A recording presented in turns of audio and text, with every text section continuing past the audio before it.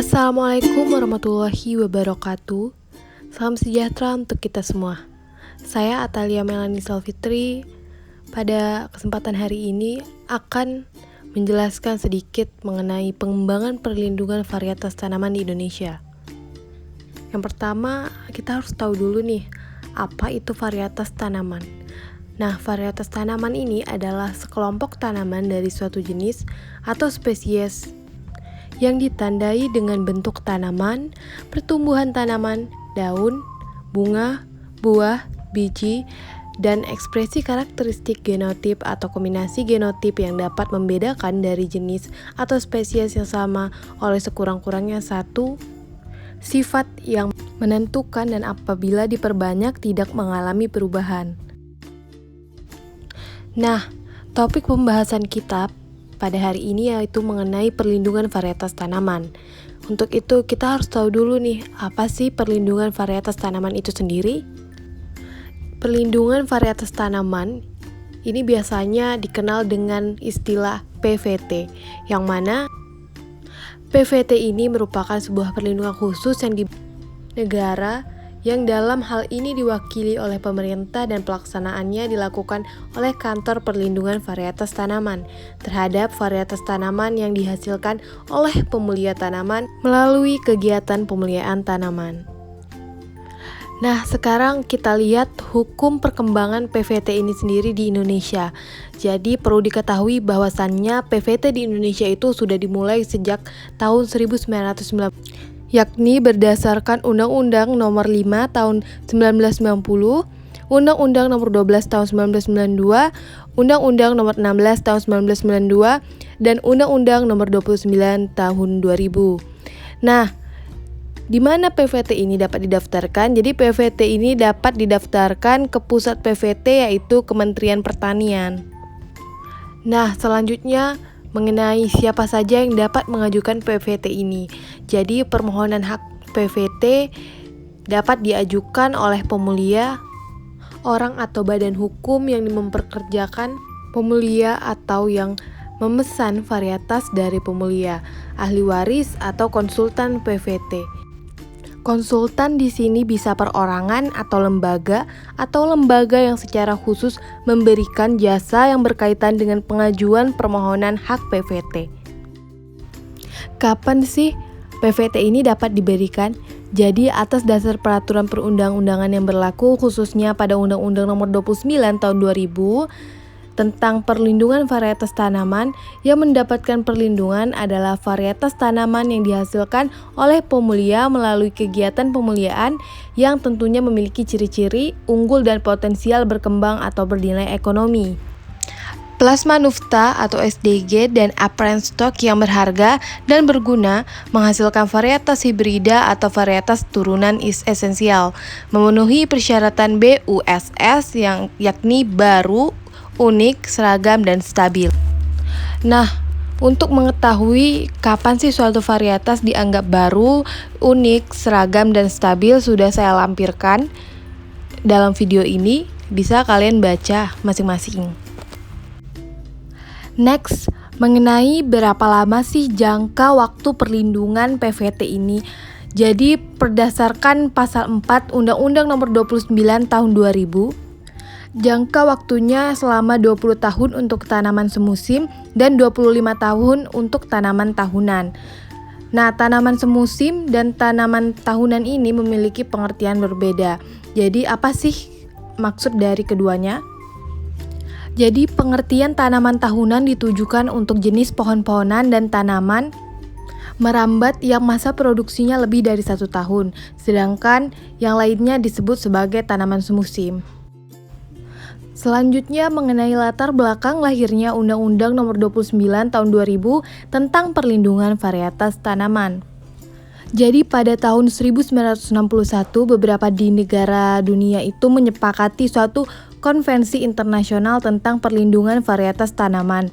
Kesepakatan internasional termuat dalam International Convention for the Protection of New Varieties of Plants yang lebih dikenal dengan UPOV. Nah, UPOV ini merupakan akronim dari Union International pour la Protection des Associations Végétales.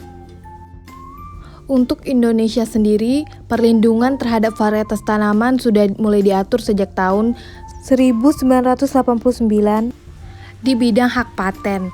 Nah, pada Undang-Undang Paten tahun 1989 disebutkan bahwa perlindungan paten tidak dapat diberikan terhadap makanan, minuman, dan varietas tanaman khususnya bagi komoditi tanaman padi, jagung, ubi kayu, dan ubi jalar.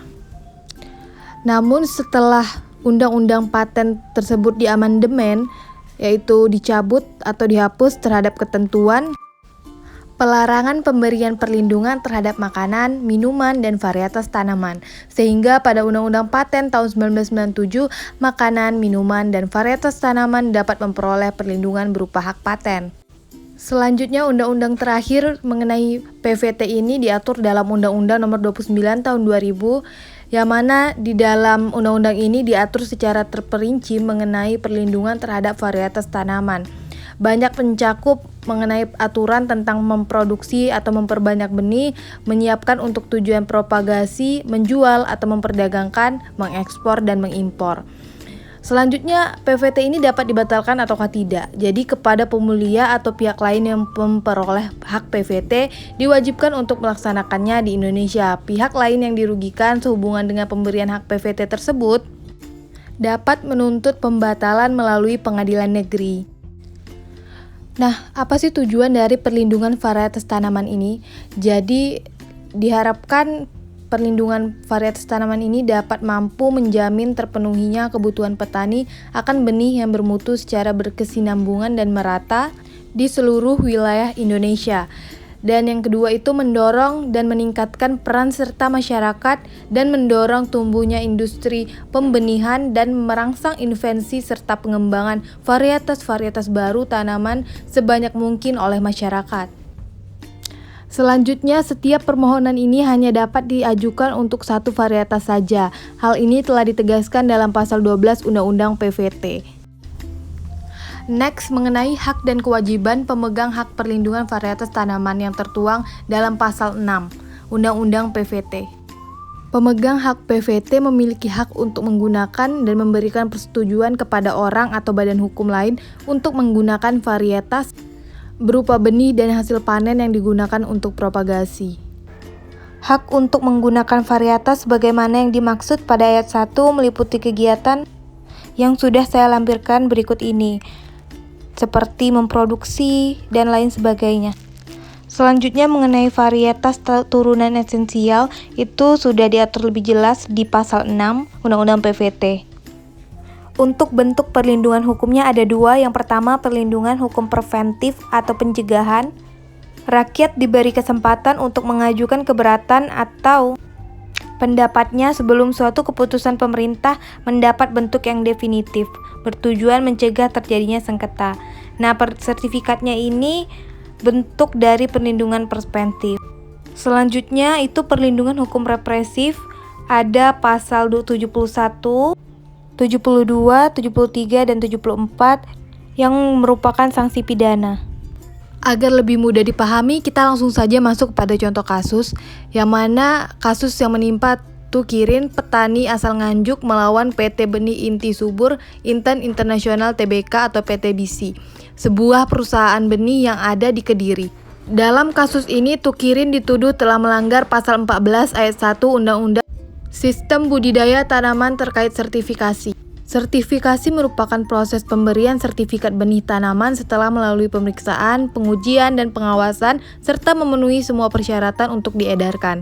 Dari gugatan yang diajukan oleh PTBC tadi, Tukirin diputus bersalah telah melanggar pasal 61 ayat 1 huruf B jungto pasal 14 ayat 1 Undang-Undang Nomor 12 Tahun 1992 tentang sistem budidaya tanaman yang berisi barang siapa dengan sengaja melakukan sertifikasi tanpa izin sebagaimana dimaksud dalam pasal 14 ayat 1 dipidana dengan pidana penjara paling lama 3 tahun dan denda paling banyak 150 juta rupiah. Padahal Tukirin ini tidak pernah melakukan kegiatan sertifikasi atas benihnya, melainkan hanya memodifikasi dan membagikan kepada petani lain. Tapi tindakan ini biasa dilakukan oleh petani pemulia tanaman di Indonesia. Ini banyak menimpa banyak petani di Indonesia. Baiklah, kita sudah sampai pada akhir topik dan saya sudah menyimpulkannya bisa dibaca dan semoga dapat bermanfaat untuk kita semua. Saya akhiri, wassalamualaikum warahmatullahi wabarakatuh.